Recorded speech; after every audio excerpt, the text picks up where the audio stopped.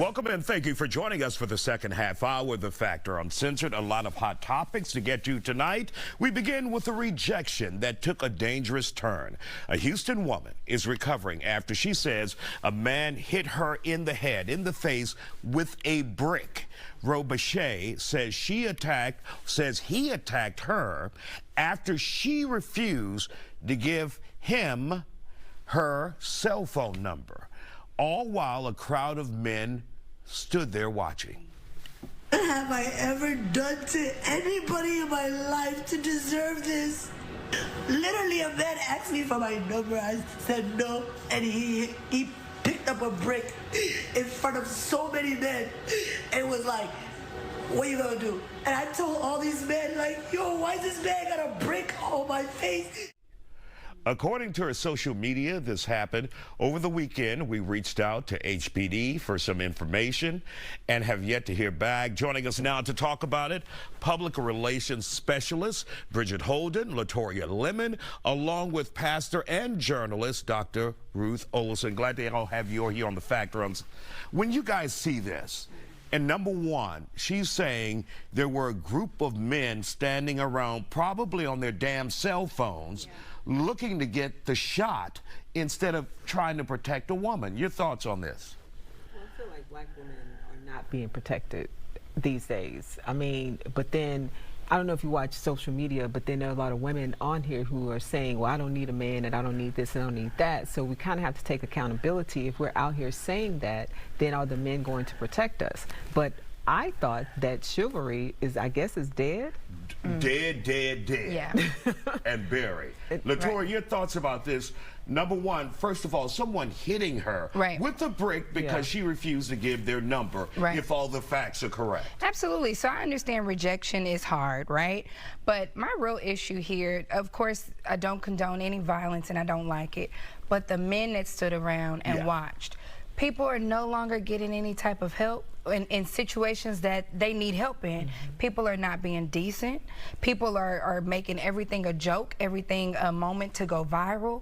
And this could have been, this is this lady's health. You know, this could have went even worse, and she could still be in the hospital with severe damages. And so to see that nobody helped her, I mean, that's heartbreaking. Completely. And of course, Dr. Olson, we're talking about a new generation that's not used to rejection, not playing the old school rule games where you just keep trying, And then you have people who, if they see someone who's in trouble, they think videotaping it is their response to helping them out, and that's not the case. Yeah, they're all of a sudden citizen journalists instead of helping.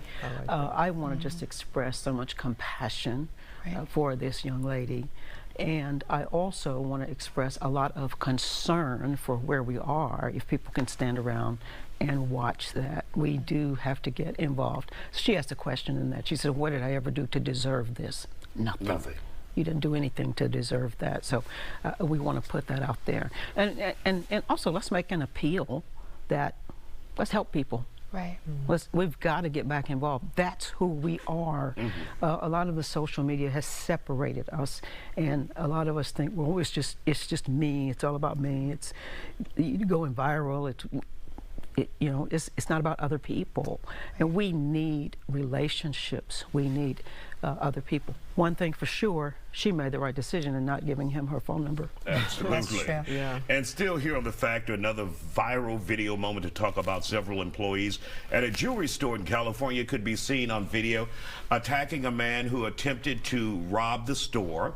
The suspect used bear spray and masked a glass case with a hammer, but that's when employees started to go in on him. He walked away with an ass whooping.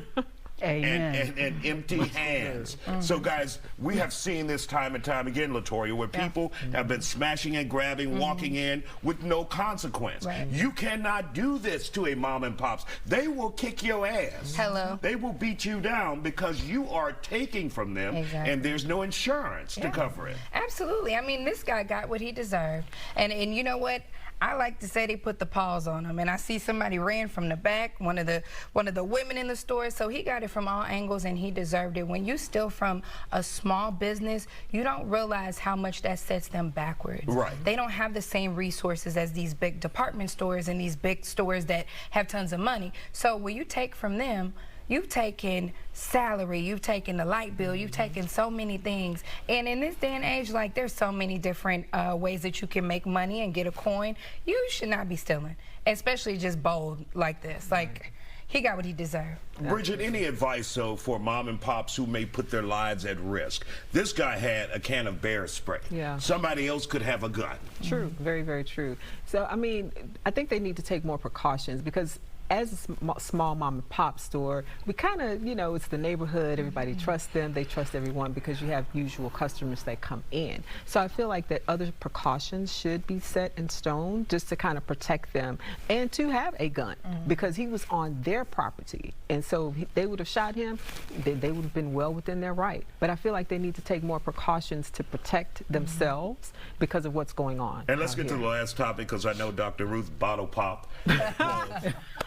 But what would Jesus do? Communion. Well, that was the first miracle. Houston nightclubs go viral. People can be seen pouring out their alcohol as a means of showing off and showing their wealth. Dr. Ruth, your thoughts about the... You're trying to get me in trouble, right? I am not supposed to use the word stupid on the air. You're just trying to get me in trouble. I don't want to say anything like that. They poured out all that communion, Dr. Yeah, that's what it was. They poured out for the homies. But you know what I want to think about is the waste. All right, just don't be so wasteful. If you have that kind of extra money, give it to a Star of Hope. All right, give it to Search. Give it to a church or a synagogue or somebody that's doing something to help people. This stuff, that's nothing. But LaToya, that's not sexy though, right? No. You know, and we're not talking about $100 a bottle. No. Right. We're talking about $300, $400, up to $1,000 a bottle, and they're pouring it out to show that they have money to burn. Yep. Right. My real issue here is not with the people that's pouring the beverages all over the place. It's the establishments that's allowing it. If you are allowing this type of behavior, it's no way that people are going to respect your establishment. It's obvious. I mean, from the videos that we're seeing, security was not nowhere in sight. That needs to be put. You got to put a stop to that. Like, it's really stupid. Sorry, I'm Dr. sorry. She said it. I really said I wasn't supposed to say exactly. It really is. So I mean, to be wasteful, to ruin furniture, to really make the establishment look and smell bad. Somebody got to clean it up. It's silly. Well, they have the money to pay Thank you all for joining us here on The Factor Uncensored.